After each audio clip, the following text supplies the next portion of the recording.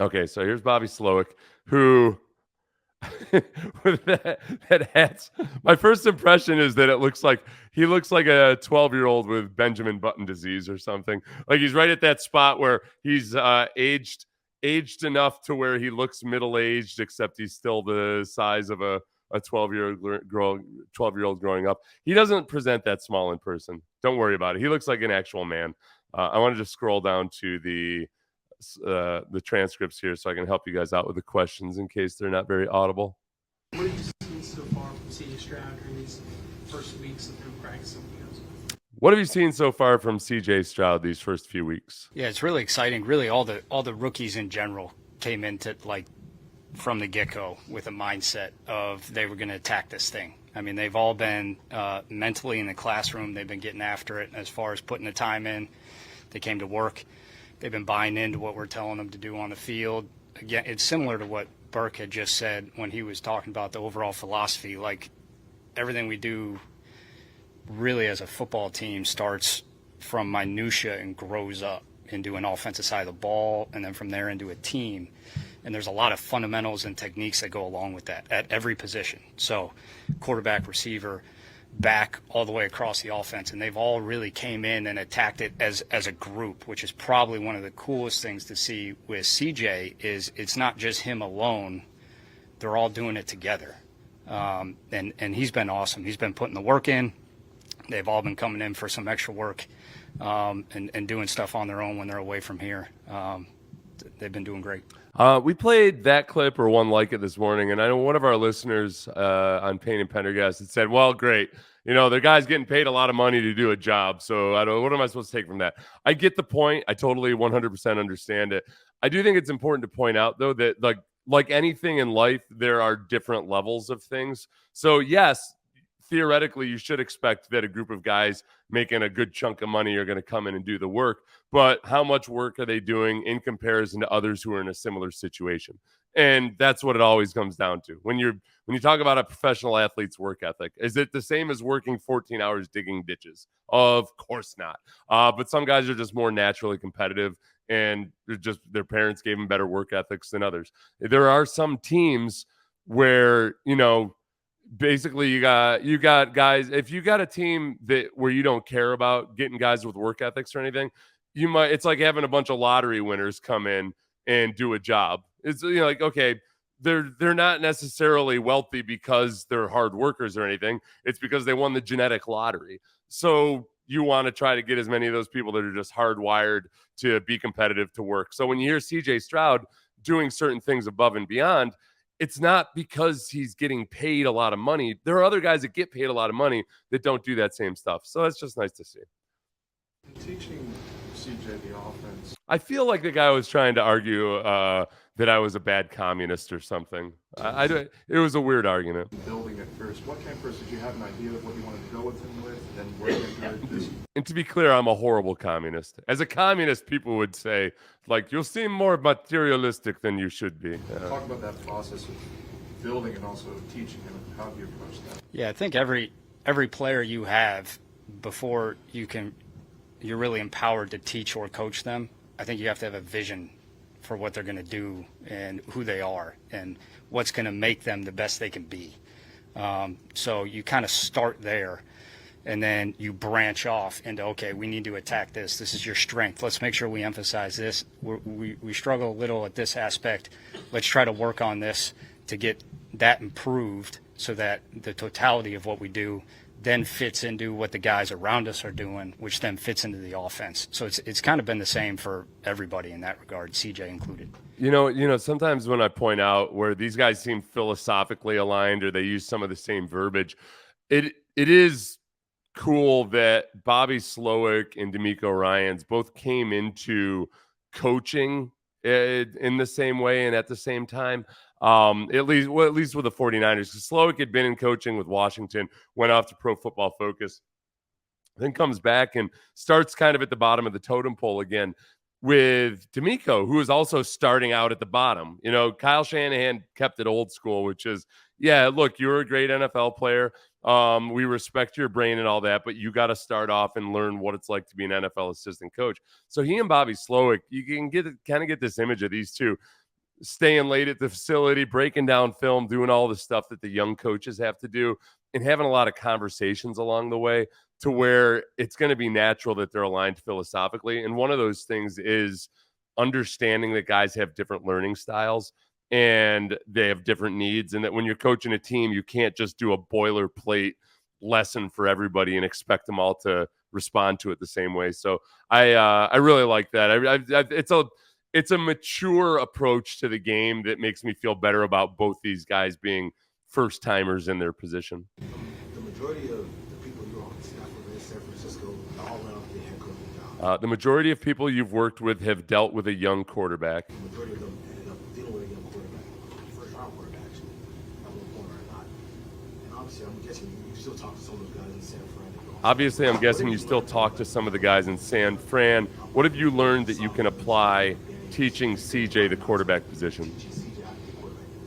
Yeah, I've been fortunate in that, like you said, I have a lot of connections and people that I'm friends with that I know across the NFL that have been through this process. And I've also been fortunate that I went through it really the last 2 years with Trey and with Brock in a different way. And just getting like the different ways and the different styles guys play, guys learn, they put things together, and the process they have to go through to like get to where you envision them getting to, and the patience that's required when you do that, while at the same time like the urgency that's required when you do that. It's always a balancing act, and being able to bounce ideas off guys or have guys tell you their experiences and what they went through and what to watch out for, which may or may not apply to the situation you're going through, but it's always beneficial when you have people around you that have been through it. And that's another thing with the Kubshanistan system. I hate to kind of seem like I'm always proselytizing for Kubshanistan, but one of the strengths of it is that it's a genuine system. Like, it's that there's kind of a established process that you can get quarterbacks up to speed in it. And there's certain benchmarks that you want to achieve along the way before you move on to the next level. So just like, like buying a franchise restaurant, I actually invested in a franchise while I was a player that was a fledgling franchise that had a great concept, but was not a good franchise just because they didn't have it down yet. When you invest in a franchise, usually it's like, oh, okay, because they're going to be able to give me a cookie cutter plan. And if I just follow that plan, it'll all work out. Where in this franchise, it was a whole lot of like calling them up and be like, hey, what do I do in this situation? And be like, I'm plumb confused myself. I don't know. So with Kubshanistan, they've got answers. They've got resources. You can call up Gary Kubiak, who's like might as well be a retired Colonel Sanders up north there, and get an answer to a question you have. Early on in this process, what have you learned from Tank Dell and Xavier Hutchinson? Yeah. Okay, as far as what was it called? If you can say the name, feels like they might be litigious. I'm not going to say the name. No, I'll say it. Well, okay, it was a long time ago. It was 20 years ago, and it was Cold Stone Creamery, and it was like it was when they were growing super, super fast, and it was one of these things where like you had to negotiate the lease. You had to help. You had to use them to negotiate your lease, and yet you couldn't get them on the phone. So like it was just really frustrating that they were growing way faster than they needed to. Since then, I'm sure they've hired, obviously ironed out a bunch of the kinks. It was just like I learned a lesson about being on the extreme growth side of a franchise like that. You want to be sure that they can actually handle the growth. It was a great concept, and I loved the ice cream. Damn it! Again, it's going to sound like a broken record, but So this question was early on in the process. What have you learned about Tank Dell and Xavier Hutchinson, the young wide receivers? The first thing that jumps off about all these guys is just they come in and they're hungry, and they come in ready to work. And Tank comes from a very different offense at Houston, very, very productive, efficient, but it's just a different style to what we're really doing here. So there's a bit of a learning curve. And I mean, when he's out on the field, he doesn't blink. I don't think anyone's noticed how big of a leap it is because he's been on it and he's been working Same thing. He's taken what we're telling him as far as coaching, as far as what we see in the fundamentals of route running. I mean, he's a pretty natural separator, but to also apply that, okay, well, how's this fit within the offense? When I know the quarterback has to look at me at this time, and there's a lot that goes into that for him. And I mean, it's been hitting the ground running for him. I mean, it's been not an issue. That part was really cool because it is true. Like, this is always going to be a concern when you come from an air raid offense or an Art Briles style offense or anything like that. There's certain like core fundamental ways of operating that are going to be different. And that's not throwing one bit of shade in an air raid offense or anything, because an air raid offense is freaking brilliant at doing what it does when executed properly. In college, it's just there are a lot of differences when you get to the NFL. And some guys kind of spit the bit when it comes to learning it. So for Tank Dell, I think like I'd be really surprised if Tank Dell doesn't end up having a lot of reports like this, because you don't get as successful as you are while being that tiny without just having a certain extra commitment and passion for things that you do. So it's just good to hear that he's really dedicated himself to it. And I don't think we should read anything into him not saying anything about Xavier Hutchinson. He went on at length about Tank Dell, and there you go. The difference is that CJ Stroud had in Ohio State to here, and I mean everybody's had their story about how he's reached out to learn more. I'm sure you have those too. So Brooks Cabina asking, what were the differences that CJ Stroud had between Ohio State and here? And there have been a lot of stories about him reaching out to people, asking questions. What has his experience been with that? What have you seen? Yeah, it's required that he reaches out to learn more from me. But so that's happened a lot. But you know, he wants to have command of what's going on, as anyone who's in that position should. They want to feel comfortable in what they're doing, what direction they have to go, what answers they have to have on every play. And every play is a little different. And, you know, for him, being able to tie things back to other experiences that are the same is kind of what we grind through over and over again. And it's really a lot of, again, our offense and our defense as we do the minutia branch out from it. And then at the end of the day, you know, we kind of point back to things we've already talked about and said, hey, this is the same as something else you've already done. And that just helps them hone in on specifics. And I think too, sometimes Ohio State gets more of a bad rap for being more simplistic than it actually was.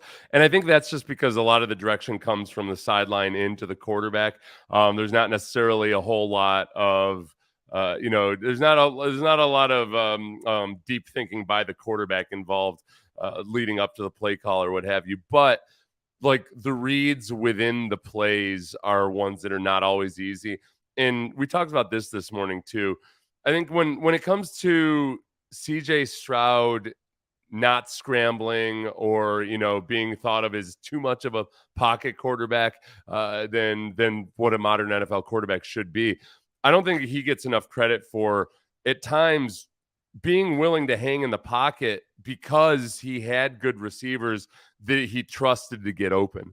And sometimes it takes time for those routes to develop. So, you know, there's a fine line between staring down a route or waiting too long or staring down a receiver versus trusting that it'll come open and it's just going to take a little bit of time. And I think those are the kinds of things that CJ Stroud might actually be way more adept at figuring out compared to a lot of guys. Like, let's say you come from an air raid system, you know, let's think Hendon Hooker or something. There's a high emphasis on getting the ball out quickly, knowing what your read is and just going there immediately. And sometimes that's hard for those guys to really get and understand the timing and the rhythm of waiting for things to develop. I feel like CJ Stroud's going to be ahead of the curve compared to a lot of modern NFL quarterbacks in that regard. Local fans are familiar with the Gary Kubiak offense many years ago, and with Kyle Shanahan running the offense himself. So Steph Stradley is saying local fans are familiar with the Gary Kubiak offense many years ago and Kyle Shanahan running the offense. What is the main difference? What's the main difference or similarities between the offense that they used to run and what you're running now? Yeah, I was a youngster back then, but I mean the roots are all there. I remember watching when I first got to offense in San Francisco. And by the way, Mr. Robot on here gets indignant when people are a little too quick to talk about it being purely a San Francisco or Kyle Shanahan offense, when obviously the lineage goes back to Gary Kubiak and then Kyle Shanahan's father in Denver. All these Houston Texan cut-ups and Andre and Schaub and, David Anderson and all these guys just running the same stuff we're running right now. And the principles and the foundation of what they did is all there, but like everything, it kind of evolves as it goes. So where it's at right now, the core is all the same, and probably the edges have branched off maybe a hair. The league has just changed. There's some different defenses you see. There's some different issues you get. So you find different ways to adjust to that. But it's cool because it ties back to the previous question. You just point to something else that they did back then and be like, hey, this is the same as that was, but now we're doing it this way. So that was really neat when I first got to throw on some Houston Texan film and see all of them play. Yeah, you know what? Couple things here. One, him talking about watching film in general. I am really intrigued by his experience at Pro Football Focus, just because what he was charged with was really watching pretty much the entire league, and then educating people on Pro Football Focus's staff about certain elements of the NFL. But somebody from Pro Football Focus, I think maybe it was Sam Monson, said that for a stretch of time there probably wasn't anybody else in America watching as much film on the entire NFL as Bobby Slowik. So I think when it comes to, for him to kind of get a glint in his eye talking about sitting in and watching Houston Texans film, I feel like he's one of these guys that might have a little bit of a Rain Man element to him, where he remembers specifically like the moment that he saw Andre Johnson do something, like where he was sitting and when he was watching it and all that stuff. So he's just a full blown, 100% nerd for it, nerd in a good way. The other thing was Andre Johnson and him being around the team. I consciously thought of this, but it hadn't really hit me. It was like, oh yeah, this is Andre's offense. This is the offense he was brought up in for the first half of his career. And I think even more so than a typical veteran helping out younger guys, he can be a resource. For Bobby Slowik, he can be a resource for young players. He knows a lot about just what it's like to learn this offense, what it's like when it's good, what it's like when it's bad. And then the third thing would be, I think the fact that Bobby Slowik says, hey, it's pretty much the same offense, just with tweaks for modern defenses and everything. When this offense is not run properly, or when you don't have the talent to run it, you're going to hear a lot of people say, well, it's too predictable. Defensive backs are calling out the routes, this, that, the other thing. That's not always a bad thing. If you've got the right people to run it, you shouldn't care about the defensive backs calling out the routes, because ideally the defensive backs still don't know whether it's run or whether it's pass. If you're really disguising things properly, and if you've got a hammer in the backfield and a hammer like Andre Johnson, it puts those defensive backs in a bind. And they might feel like they know what routes are coming, but they might be thinking that, well, it's actually a run, or they're still in a bind even if they know which route combo is coming. So there's an element to it where, yeah, the predictability isn't that big a deal as long as you're running it properly. And that's always, like with any type of football, that's the big test. From a skill and setting example standpoint, what have you seen from Dalton Schultz and what's the vision for Dalton? So what have you seen from Dalton Schultz, and what's the vision for him? He's just a professional. All the vets we've kind of brought in have really helped a lot in bringing their position group along, and kind of, bringing the young guys with them, showing what it's like to work, to be a professional as far as what you got to do every day, mentally, physically on the field, how you work, how you go about your business. And he's been awesome in that regard. And then, you see a guy who knows how to run routes. He's got a big frame. He knows how to catch.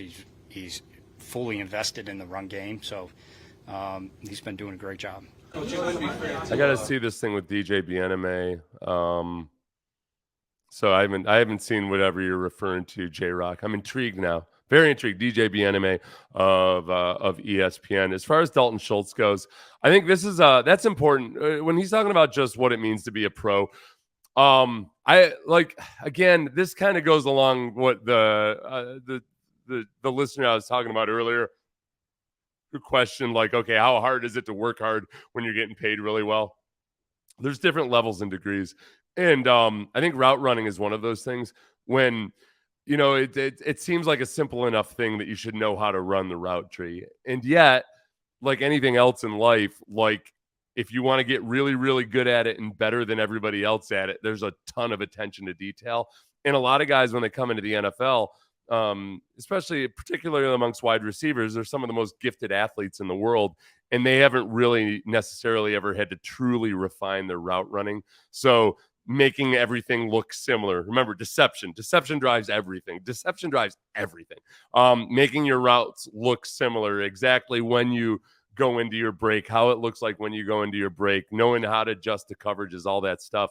Those are the little things that sometimes rookies, if you don't have veterans on the team, rookies don't even know what they don't know. They're ignoring stuff, or they're not getting it from the assistant coach. So guys like Dalton Schultz and Robert Woods, perhaps a DeAndre Hopkins, but certainly an Andre Johnson, those guys can make a really big difference in that. But Bill Barnwell wrote a piece in which one of his criticisms of the Texans was that their average age is too high. They've got too many veterans. They should be all rookies. Like, no. If you've got all rookies on a team, those guys don't learn anything.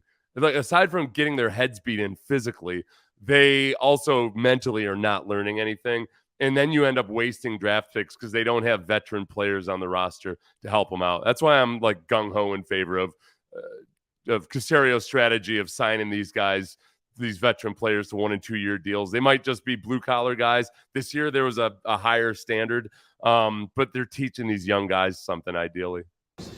It wouldn't be fair to Coach Burke if I didn't ask you a question about the defensive side of the ball. What have you seen from those guys as far as looking at Derek Stingley and Jalen Petrie?